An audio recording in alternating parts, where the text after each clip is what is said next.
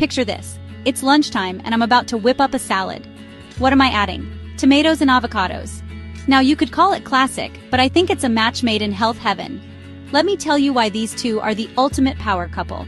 Tomatoes bring the tang, the juiciness, and most importantly, lycopene, a powerful antioxidant that's great for your heart and might even help lower the risk of certain cancers.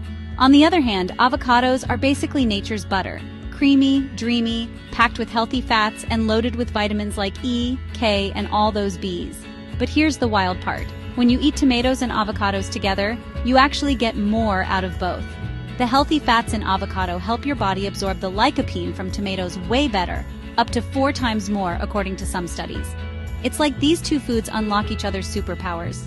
Plus, they make any meal next level delicious. I mean, scoop them onto toast, toss them in a salsa, or just eat them straight with a pinch of salt. You get all the nutrients, all the flavors, and you're doing your body a massive favor.